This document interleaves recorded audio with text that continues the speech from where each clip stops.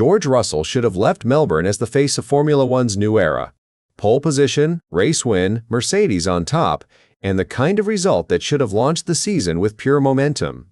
Instead, the race that was supposed to prove these new rules were a breakthrough did something far more dangerous. It turned the drivers against the cars almost immediately. Before the first weekend had even cooled down, the mood inside Formula One had already shifted from excitement to distrust because the people actually driving these machines were starting to talk like something had gone badly wrong. That is why the headline number from Albert Park felt so strange. Formula One pointed to 126 overtakes and tried to sell the race as a success, but the feeling in the paddock was nowhere near that simple. Drivers were not coming out of Melbourne talking about brilliant wheel-to-wheel battles or a bold new future. They were talking about battery drain, strange speed swings, and cars that could feel unpredictable at the worst possible moment. Russell defended the package after taking the win, but even that could not hide the tension building underneath the result, because the celebration outside the garages did not match the frustration inside them.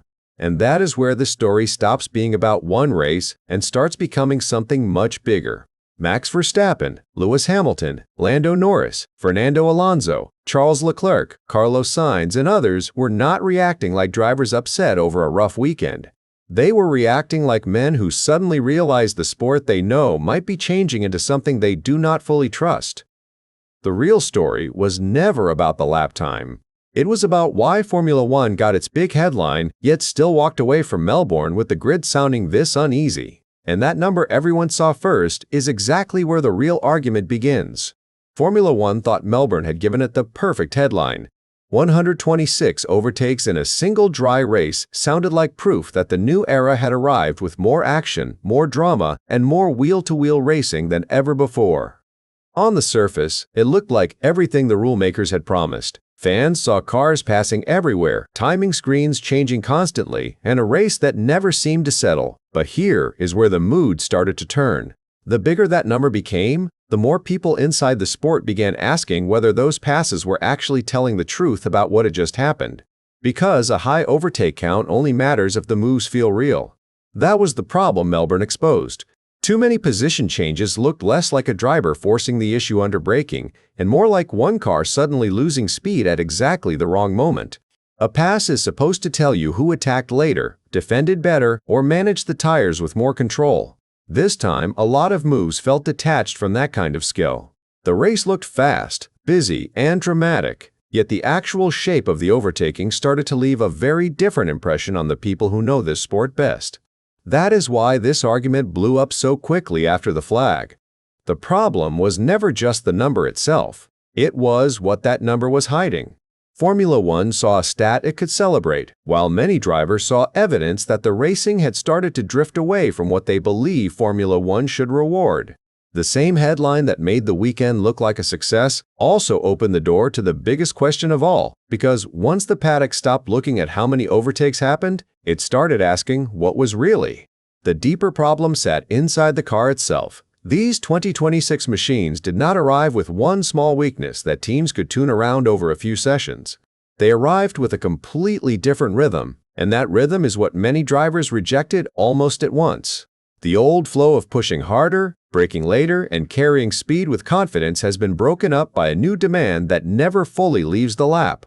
Drivers are no longer talking only about balance, grip, or tire life.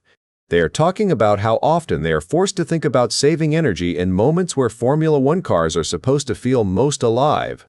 That change matters because it touches everything. A straight is no longer just a chance to attack. A qualifying lap is no longer just about extracting the absolute limit. The car now asks for restraint in places where instinct tells a driver to commit.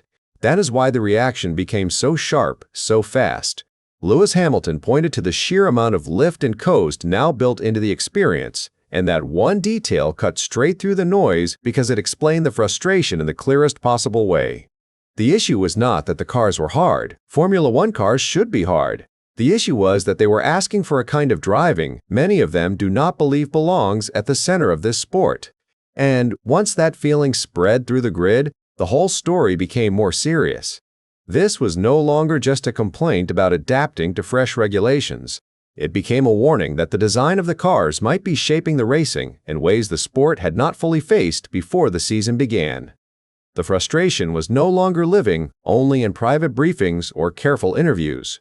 It was starting to become public, direct, and impossible to shrug off as early season noise. And the moment that truly exposed how nervous everyone had become came when the FIA tried to act, then immediately had to back down. The first real crack did not appear on Sunday. It came before the race had even settled into its final shape. Late in the Melbourne weekend, the FIA moved to remove one of the straight mode zones after safety concerns started growing around how these new cars behaved through a fast section of the circuit. That should have been a calm, technical adjustment. It became the opposite. Teams had already built their preparation around Friday running, drivers had already learned where the risks were, and suddenly the rule picture shifted in the middle of the weekend. Nobody in that garage expected what came next. The reaction was immediate because the change touched far more than one stretch of track. It changed how teams thought about setup, how they managed energy, and how they judged the car through one of the fastest parts of Albert Park. That is why the pushback came so hard. This was not just a complaint about inconvenience. It was a sign that the people running the sport were still discovering the real behavior of these cars while the event was already live. When the FIA reversed itself before final practice, the message was impossible to ignore. The governing body had made a call, the paddock pushed back, and the decision collapsed almost at once. That reversal changed the tone of the whole weekend. A sport can survive criticism from drivers. It can survive fans arguing online. What becomes harder to hide is a moment when the system itself looks unsure of its own ground. The Melbourne debate stopped looking like a normal adjustment period and started feeling like something more fragile. The trust gap between the rule makers and the grid had suddenly become visible in public, and once that happened, the frustration inside the cockpit was always going to spill out even harder. Because after that, the story was no longer about one decision, but about how many drivers were now ready to say exactly what they thought. Once the weekend ended, the frustration stopped sounding scattered and started sounding connected. Max Verstappen was not alone. Lewis Hamilton was not alone. Lando Norris, Fernando Alonso, Charles Leclerc, Carlos Sainz, Oliver Bearman, Sergio Perez, Arvid Lindblad, and others were all pushing the same feeling from different angles, and that is what gave the backlash real weight. These were not identical complaints repeated for effect.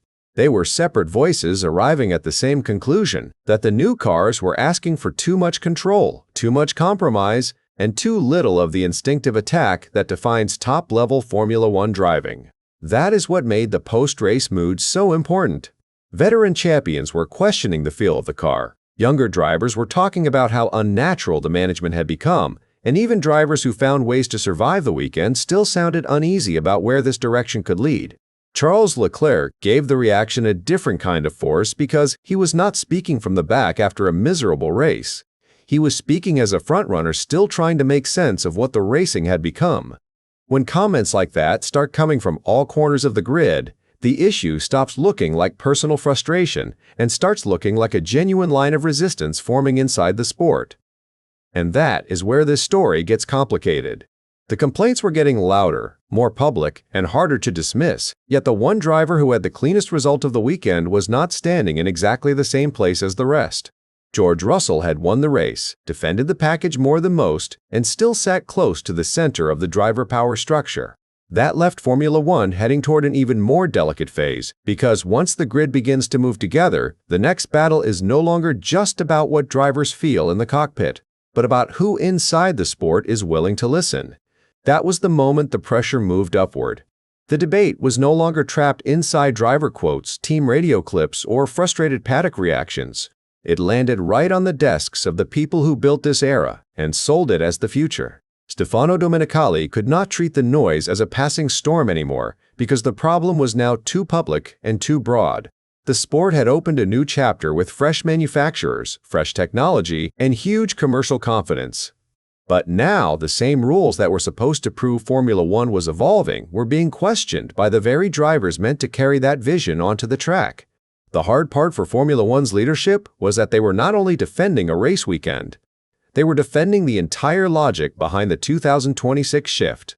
These rules helped bring in major names, reshaped the power unit direction, and gave the sport a cleaner message for the future. That is why backing away too fast would make the whole project look uncertain. But refusing to react carried its own danger, because once fans hear drivers openly reject the feel of the cars, the problem stops living in technical meetings and starts affecting the image of the sport itself. What no broadcast covered is this. The people running Formula One were now stuck between protecting the new vision and admitting that the first public test had exposed serious cracks. That tension made the next step even more dangerous than the first wave of criticism. If the leadership stood firm, they risked looking detached from the reality inside the cockpit. If they moved too quickly, they risked suggesting the rules had not been ready for the spotlight in the first place. And in the middle of that balance sat a growing force that could no longer be ignored, because once enough drivers start speaking with one clear mood, frustration turns into leverage. That is where the story shifts next, from public anger to the one thing the governing side never wants to face: an organized grid that knows it can force change. This is where the story stops being a loud argument and starts becoming a real threat to the shape of the season. Drivers can complain all they want after one difficult weekend, but that alone does not force Formula One to move. What changes the balance is when frustration starts turning into a shared position across the grid. That is the point Melbourne pushed this toward. The voices were no longer isolated, and the concern was no longer hidden behind polite phrasing. Once that happens, the sport is not just dealing with unhappy drivers anymore. It is dealing with the possibility of collective pressure from the people it depends on most. That pressure matters because the drivers are not walking into this empty-handed. There is already a recent history of the grid pushing back when it feels ignored, and there are already figures inside that structure who cannot easily step away from this if the mood stays the same. George Russell and Carlos Sainz are not just names on the entry list. They sit close to the center of driver representation, which means this story now carries weight beyond post-race emotion. If the same complaints keep coming through the next round, the issue becomes harder to contain, because then it starts looking less like a rough launch and more like a serious dispute between the sport and its own competitors. That is why the next race matters so much more than the points on offer. Another weekend of awkward overtakes, uneasy radio messages, and visible frustration would tighten the pressure immediately, and once that happens, the FIA cannot hide behind patience for much longer. The real fight is getting closer now, because the sport still has time to calm this down, but only if the response comes before the grid decides it has waited long enough. And that takes the whole story to its most important question yet: whether Formula One can fix this fast enough before the damage stops looking temporary. Formula One still has one advantage: this crisis has arrived early enough to be contained. The season is young, the evidence is still fresh, and the FIA has room to adjust the way these cars deliver their performance before the tension hardens into something far more damaging. That is the opening the sport has to use now. Not to rewrite the entire rule set in panic, but to prove that it understands what Melbourne revealed. Because once drivers stop feeling heard, the issue no longer stays technical. It becomes emotional, political, and much harder to pull back under control. The path forward is clear enough, even if the answer is not simple. Formula One can smooth the worst parts of the energy problem, reduce how extreme the management feels, and try to bring the racing back towards something that looks more natural in the hands of the drivers. That would calm the noise for a while. But the deeper challenge will not disappear so easily because the shape of these regulations is already built into the season. The cars are here. The philosophy is here. The manufacturers are here. So, the real test is not whether the FIA can make changes. It is whether those changes will be strong enough to make the drivers believe the sport is moving back toward them. That is why this story matters far beyond one race, one complaint, or one ugly weekend of headlines. If the next round still produced the same discomfort, the same strange racing feel, and the same growing resistance from the people inside the cockpit, then this will stop looking like an awkward start and begin to look like a defining failure of the new era. Formula One wanted 2026 to feel like progress. What it has now is a countdown, and whether that countdown ends in recovery or open conflict will decide what this season is remembered for.